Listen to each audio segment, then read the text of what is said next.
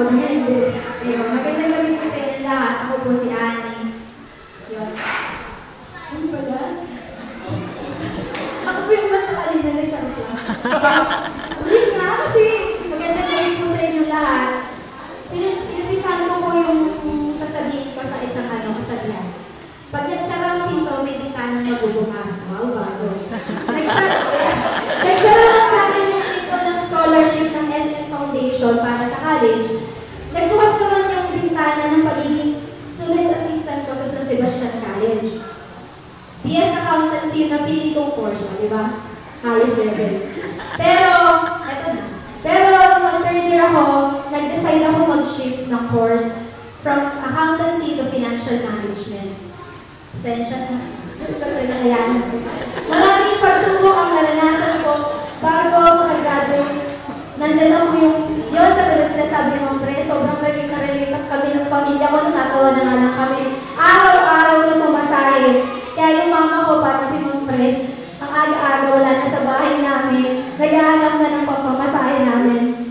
Minsan nandun siya kila nanay, kila tita, o kaya minsan kahit kanino na hindi ko na kilala. Minsan nga, doon takot kay Mong Pres, nalalit din kami, nalalit ako sa duty ko, pero wala akong magagawa kasi wala akong pagpamasahe.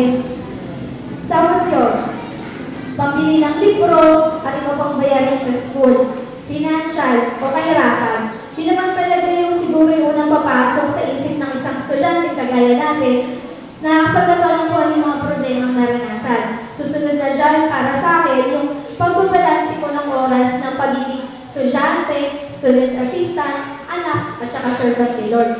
Hindi ko na nga alam kung paano ko matutulog eh. Tapos, ayun. Next, yung mga subjects naman, at saka yung mga professors, dumagdag pa sila dun sa listahan ng mga problema ko. Dapat na hindi na eh. Pero sa sobrang bless ko, nalampasan ko lahat yun. At salamat sa mga naging inspiration ko kasi naging matupad ako sa pagharap ko sa buhay.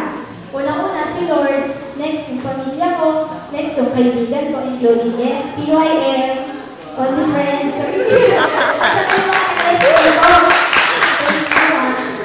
mamaya. Salamat sa scholarship ko sa Leeds dahil wala na akong binabayarang tuition fee. Tapos meron pa akong ditalang allowance every month. At sa experience na naging ko doon sa HR ng San Sebastian, kaya Ate Sheila, yes, Ida. Ate Sheila, sa pagiging sa inspiration mo po sa aming lahat, pati po sa monthly allowance namin, sobrang laking tulong po yan sa amin. Tawag ko nga po minsan doon, hindi allowance ko, kundi family allowance. Salamat din po sa mga mag-anak namin at nakuha namin tuwing kami nangangailangan. Isang malaking achievement po para sa akin makapagtapos ng college natin pong lahat. Tunay nga po na isang kasabihan na naman, hindi hadlang ang kahirapan para pangarap ay makamtan. Salamat po sa inyo. Ngayon naman, malinaw at dumadami ang mga pangarap ko para sa pamilya ko. Ang makatulong at makapag-share support is Feast Manila at Balighadlog.